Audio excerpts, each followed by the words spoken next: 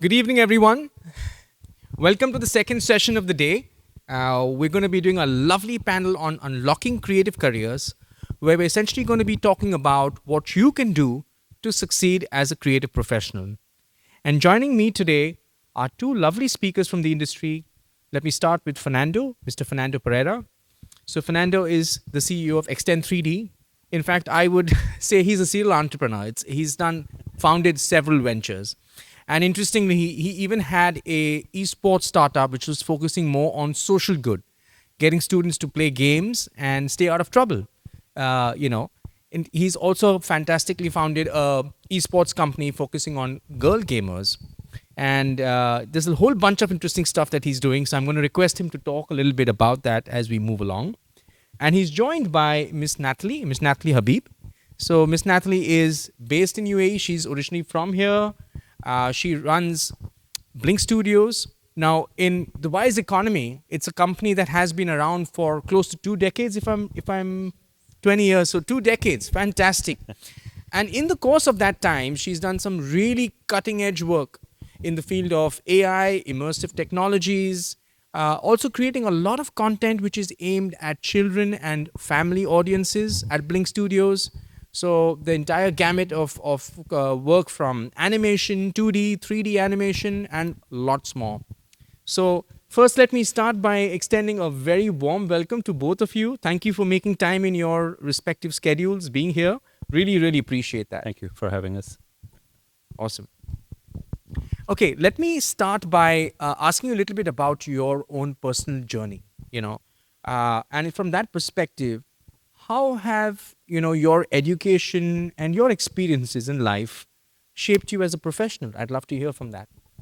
Sure. Well, thank you for having me here. I think education is always a little bit of a tricky subject for me to talk about because I was not the best of students, and I always heard, from professors, from even from my parents who were a little bit disappointed by my grades that I needed to focus more on my studies. I needed to study more to get better grades. But the reality is that as important as education is, school doesn't define your life or your future success. It's just a way for you to be measured. And for me in particular, I was the kind of person who, if I'm passionate about something, I can go really deep into that and become really good at it from a self-interest perspective, self-learning perspective. But if I'm not interested in something, that it's really hard for me to focus and try to learn something about it. So this to say that school gives you a very big differentiating subjects to study, and for me personally, I felt uninterested in many of them, and because of that, I was not what you would consider a really good student, as my friends were. But the important thing is that education helps shape your thinking and your performance in relation to your colleagues, from a social perspective, from a friendships perspective, and things that will shape your life. And to be successful in life, you need a little bit of everything, not just good grades, but also good friends, good connections, good social skills. And I would say that for me, education shaped me in a good way, not because of the school grades or because of how dedicated to studying I was, but really about the whole experience of what education is, which is not just inside the classroom and at the school, at each class, but more the overall experience that school gives you. Sure. And, so much of our moral fiber comes from, our parents and what we see at home. But let's not forget, as individuals, we spend so much time in school and college thereafter or university. And those experiences also shape us to become the people that we are. And I think it's really important to have a very strong moral compass because it's easy to get swayed and do the wrong stuff, but it's sometimes tougher to stay on track and do what's right. And when you were talking about what you've been doing in the field of gaming, specifically for social good, it was so interesting. So I'd love to hear a little bit more about that, Fernando. If you could just maybe tell us about what drew you or what made you think that I can start a venture and focus on something which is benefiting society.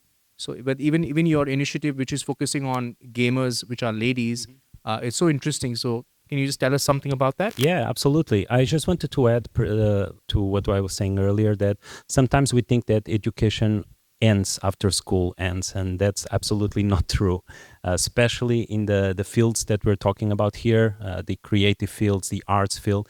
It's an ever improving, lifelong cycle of self-learning and continuous updates to what's happening and what's trending in the industry. But for me, well, gaming was since very early age a passion, as many of us, I would say. The thing is that I never really considered gaming a possibility of a future. However, what I would say is that um, probably the most important thing that can make you successful in any field is that you're passionate about what you choose to dedicate your time to, and a lot of people talk about the concept of work-life balance. People want to have a certain schedule, and then after 5 or 6 p.m. they shut down everything, and oh, now it's my personal life. I'm not a believer in work-life balance. I think that's for people who hate their jobs, who hate their doing, and who are really not passionate about it. Because if you're passionate about something, it's 24/7 with you, and it's not that you have to make your whole life about it, but it's more like it's so intertwined with your personal life that it's just natural. It's just part of existence, and you can only do that if you're passionate about what you're doing. And for me, that was gaming, and because of that, eventually I had the opportunity to start a lot of companies in the gaming field. One of them was actually a nonprofit. My first initiative was a nonprofit based in Portugal in 2002, and it's a nonprofit organization called Grow Up Esports, and the whole idea is to use gaming as a tool for good. So we started just as a group of friends who enjoyed playing games. Eventually, it grew to what we would call back in the day a multi-gaming clan, where we would compete in tournaments and win prizes and things like that. But eventually, we got to organize our own events. And when we started organizing our events, we really wanted to use gaming, which is such a good storytelling tool, better than TV, better than radio, better than all these things, and we wanted to use it as a tool for empowering certain types of underrepresented figures in the space. Because of that, we created this event called the Girl Gamer Esports Festival. It happened here in Dubai already in 2020, right before the pandemic. I think it was the last public event that happened in Dubai. And besides Dubai, we've organized it across 17 different countries from all continents. So it's a really big festival focused on empowering women, giving opportunity to women to showcase talent and to create opportunities in the industry to not just compete playing games, but also become professional commentator, professional coach, and so on and on.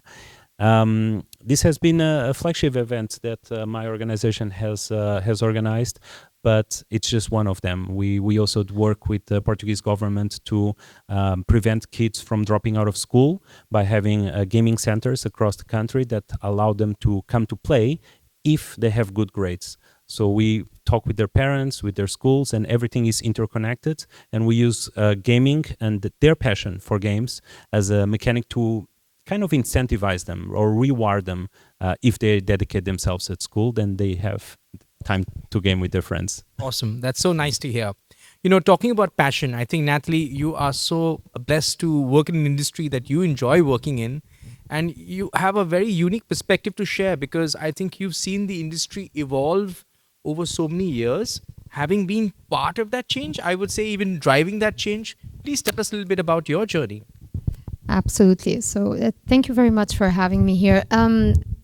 I'm not going to repeat what Fernando said very well because it resonates with me as well. But let me give you a small background of who I am so that you understand the context of what I do in the UAE. So I was born in Dubai a very long time ago. If I was to say when, you'd know how old I am. So I'm going to try not to reveal that little part. So I'll let you guess. But it was definitely before the millennium. That much I can guarantee. But I come from a mixed background. So my father is Lebanese, my mom is Greek, born and raised in Dubai and the United Arab Emirates. And I think I was in a very lucky position to see the transformation of a city and a country that I think happens every 100 years. So very lucky to have had that, and very lucky to have been a driving force in what we're trying to still build in the country. And my work has been, and that of my business partners at Blink Studios, has been very focused on scripted storytelling. What most of you do when you're watching screens and you're going to watch a movie, a series on Netflix, something that resonates with you from a story perspective. So we're all about writing scripts, filming, animation, and delivering entertainment. However, we've always had an extra layer to that. We wanted to always give entertainment that impacts and reaches out. Now I'm gonna reveal something to you that's probably is going to scare most of you, but I started my career as a teacher. I wanted to teach. So I was in the classroom, and I recognize students more than I recognize people when I look at a room.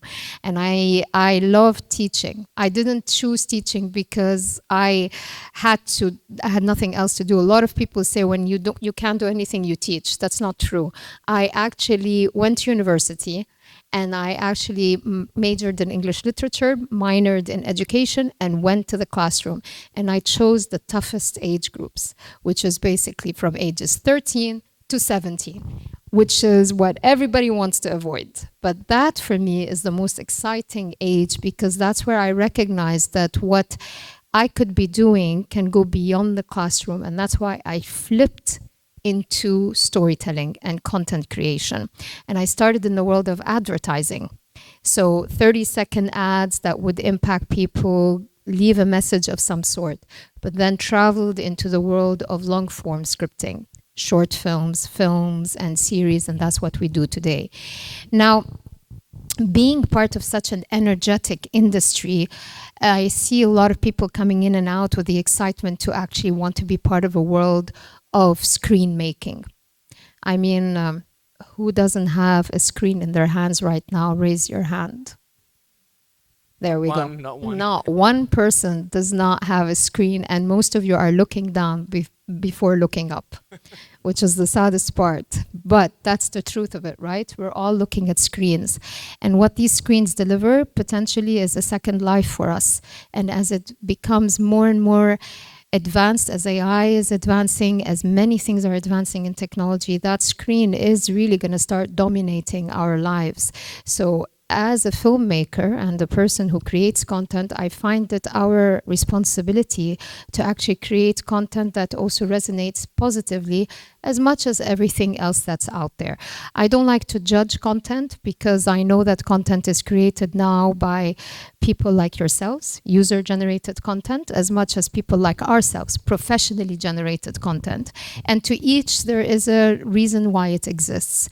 But if I could do something with my team at Blink Studios and create stories that can resonate with audiences and bring forth a message of some sort, then that's what we hope to do. And that's what we've been doing now for the last 20 years.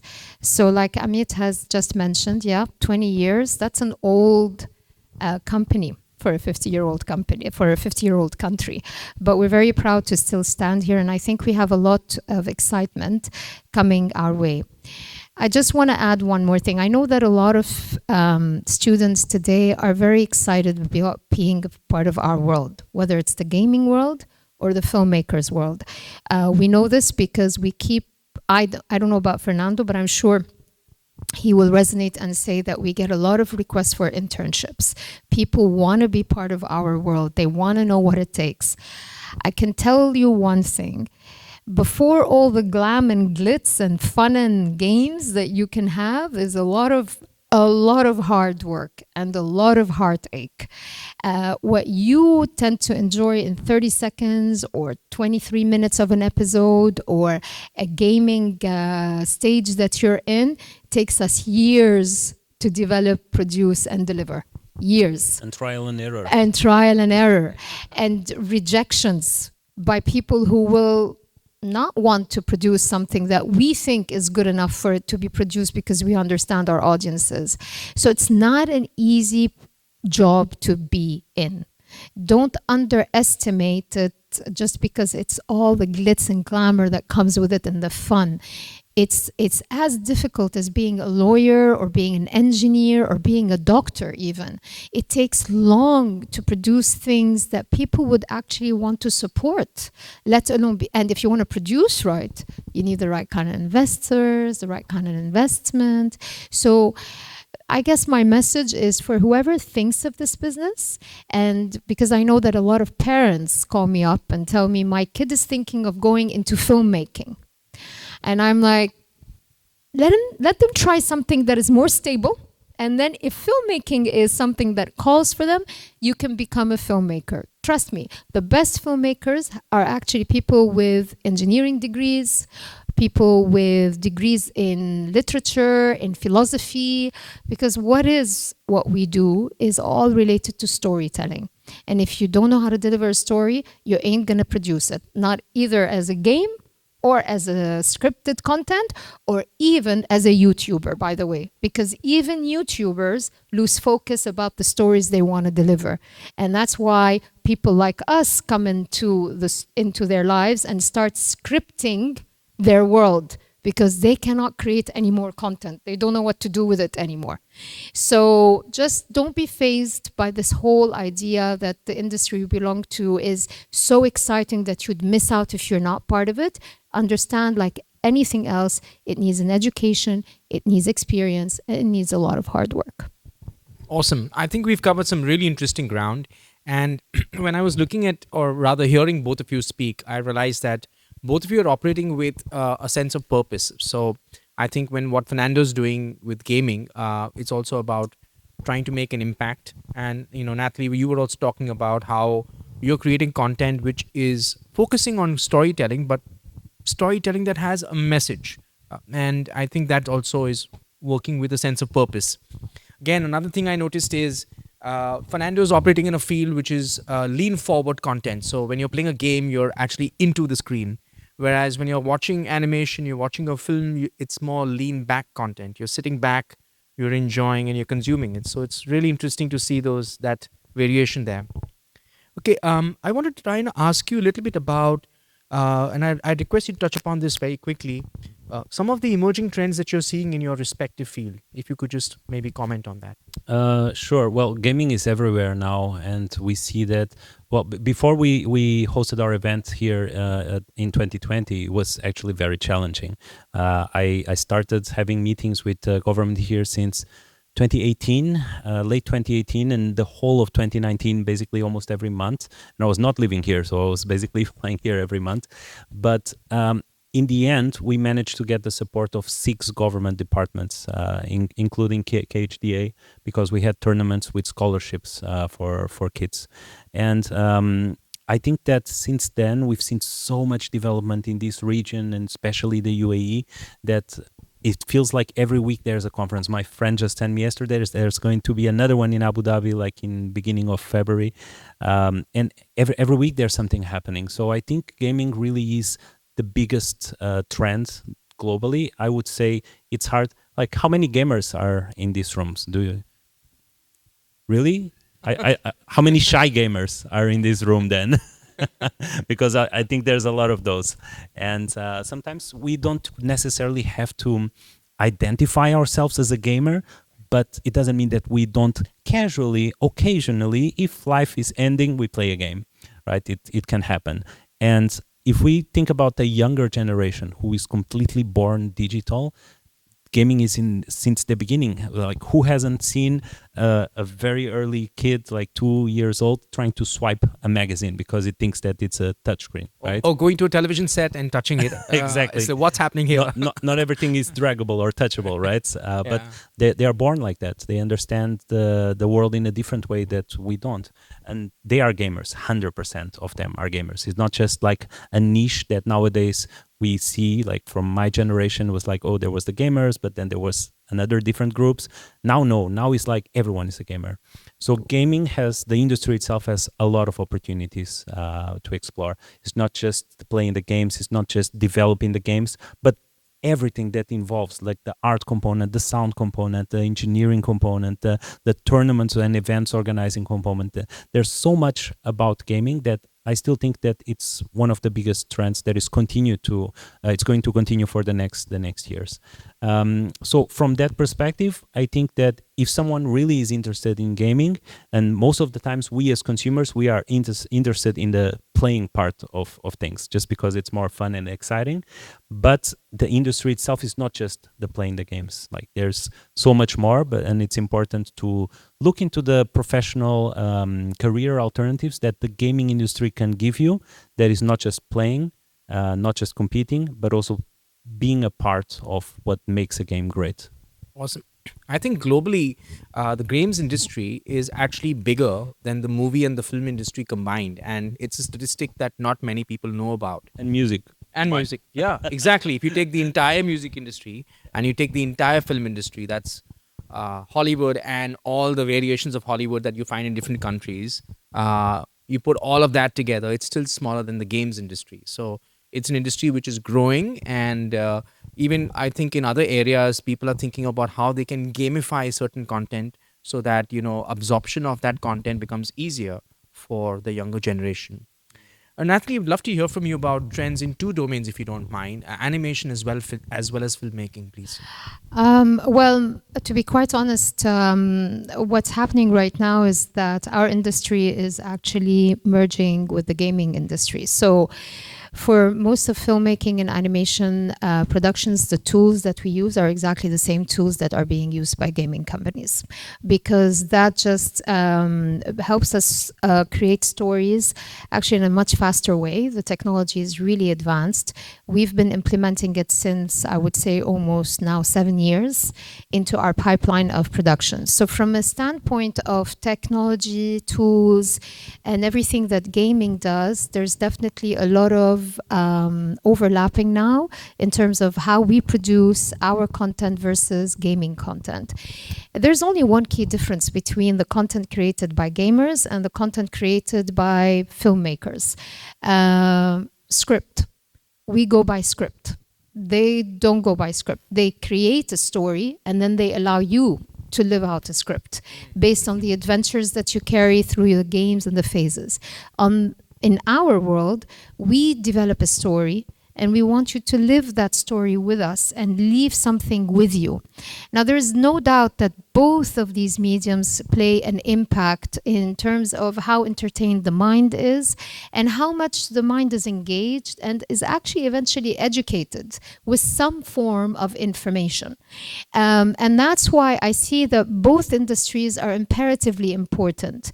And I also need to mention that the non-scripted social media industry, which is predominantly user-generated, is also a significant part that's taking away from my world and from the world that Fernando works for. Why? Because that's also, and I don't need to say except 2 words for everyone to nod their heads, it's called TikTok. Okay, so TikTok is now the word or the title that overtakes time and effort and concentration from most of our 2-decade generation of children. So what we've done to try and deal with this, because we produce for young audiences, is we're merging the world of TikTok with the world of gaming in a scripted content. So hopefully in the last 2 years, we've been developing, I would say, human avatar-based script storytelling, where you will find the convergence of avatars and actual human actors come together in a storytelling world. And we're already living in the future where we all have a digital twin, because you're all going to have a digital twin very soon. You already built it in your WhatsApp with your little avatars that you send out to people. Eventually, you're going to have a twin life, and that's where you're going to bring a real life, and that's the truth of how things are going to go forward. I think it's already happening. It's already happening. It's just fragmented. It's just fragmented. Yeah. But sooner than later, it's going to be mass, and everybody's going to have a digital twin, and everybody's going to be worried about the real life that they live in and the virtual one, they're going to be growing. Because guess what? You're going to be also making money in the virtual life that you're going to grow, the kind of jobs you might pick up in the virtual world. Do I need to say Roblox twice? I don't think so. A lot of kids are living on Roblox, creating their own worlds there. So the truth of the matter is there is a convergence that's happening organically, whether it's in the back-end technology of how we create this kind of content, or whether it's the front-end experiences about how much more immersive they're going to be, whether gamified, whether scripted, or whether non-scripted. And it's better for us as companies to start realizing this now, because the generations that are coming are going to eat us alive if we don't feed them what they actually are looking for. I don't know. So it's a scary generation that's rising. Very scary. But also interesting, right? Also interesting. Very. It's extremely interesting. Very hard to please, to say the least. Right. So if your audience is bored, then you're gone, right? I mean, then you don't have any scope. But it's so interesting to see the world that we're walking towards is one which is mixed, right? So there's going to be a collision of the physical and the virtual world. And I think whether it's from a tech point of view, from immersive technologies that are there to support that, whether it's computing power, whether it's the data center side of it that supports all of this, the cloud technologies, the 5G technology and beyond. Now, of course, at some point we'll move to 6G. So all of those technologies will make streaming and the entire collision of this mixed reality universe much more possible. I think I was listening to an interesting podcast where they were talking about what's really needed is some kind of unification in terms of processes and protocols. So it's maybe I have a virtual avatar in one world, but honestly, for it to really work, I should be able to take my virtual avatar from this universe into another world.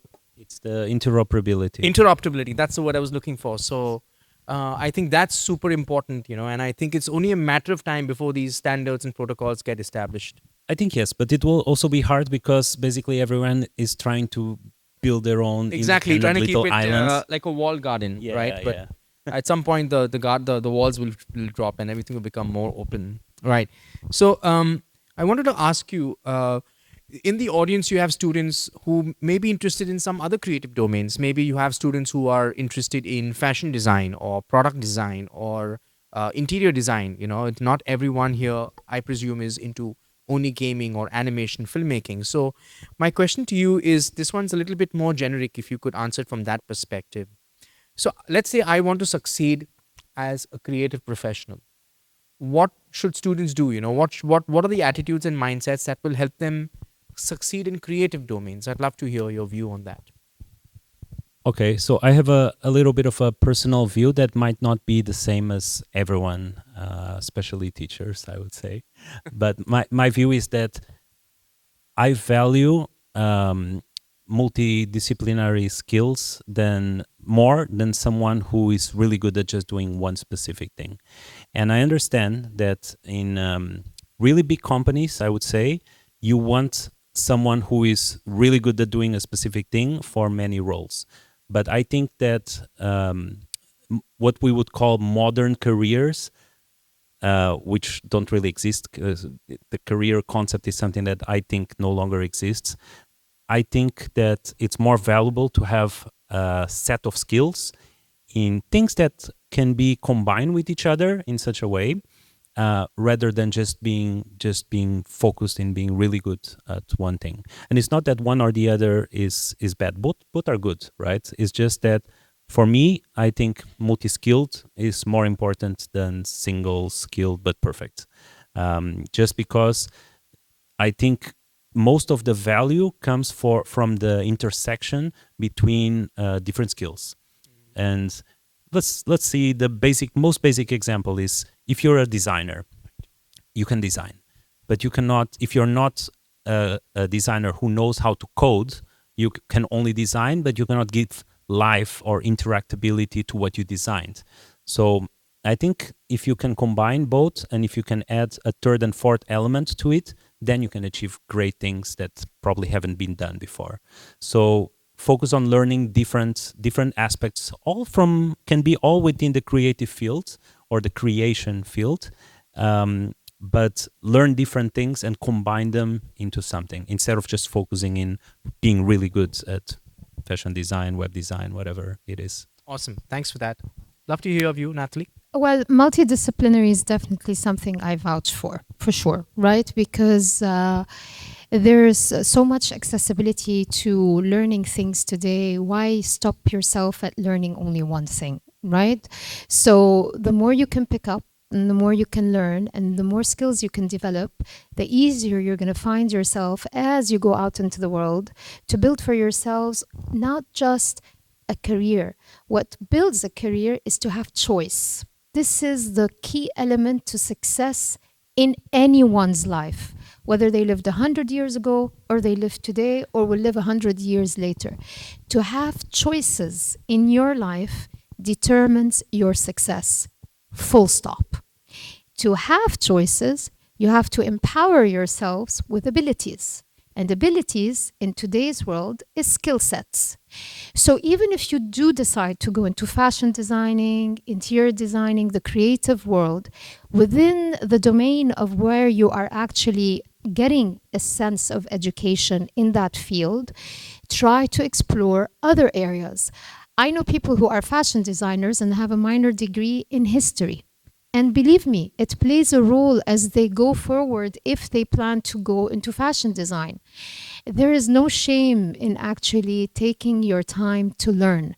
And this is something that I've seen to become a trend that, school, colleges, teachers, they're so delayed. They don't understand. We're so much cool. Oh my God, I have to listen to this teacher. She really doesn't know.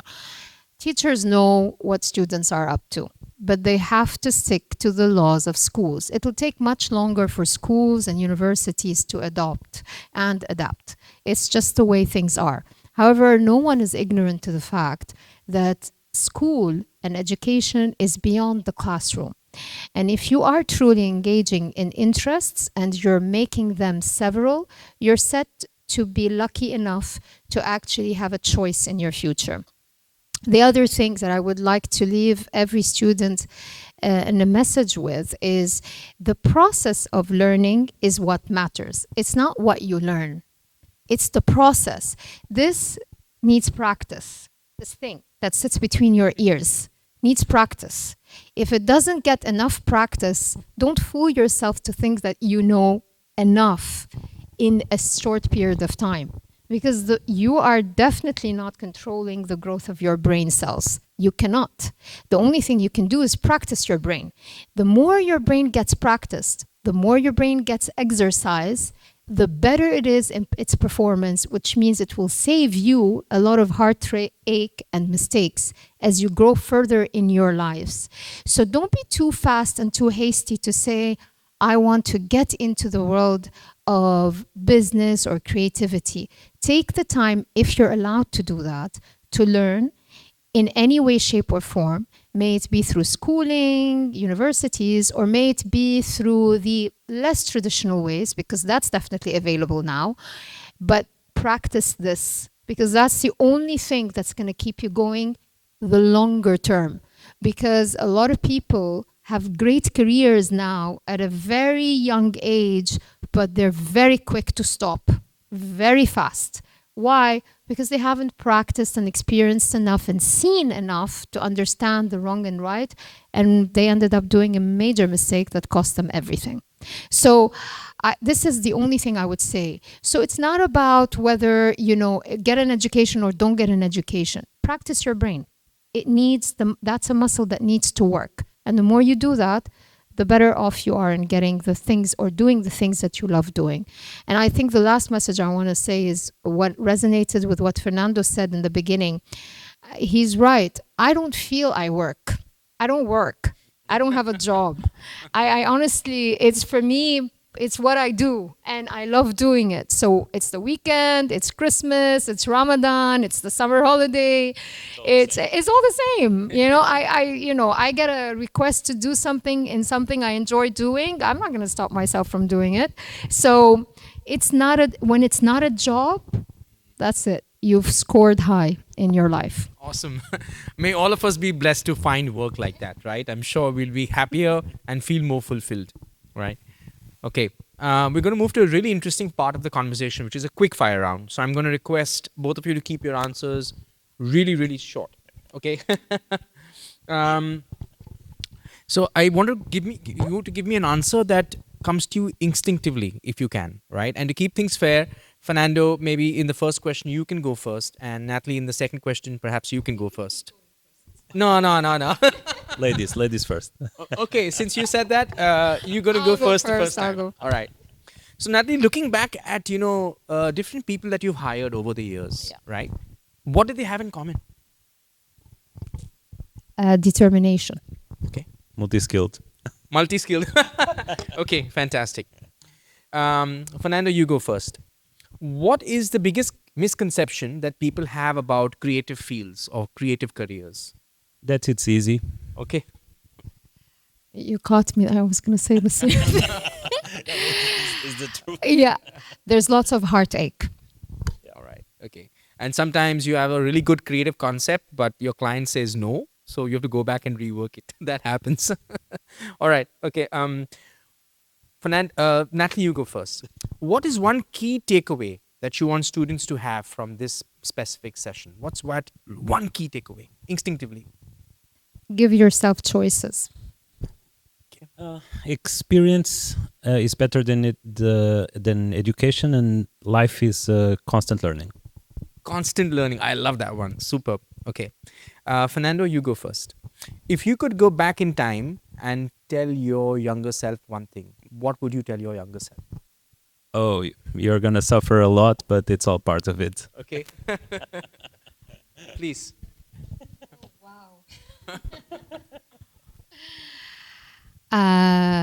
You never know what you're going to end up doing until you get to do it. Because I was many things in my brain when I was 12, but I didn't end up doing any of them, and I ended up doing what I'm doing. So, yeah. So, Awesome. Awesome. So before we move to the Q&A session, let's give our panel a big round of applause.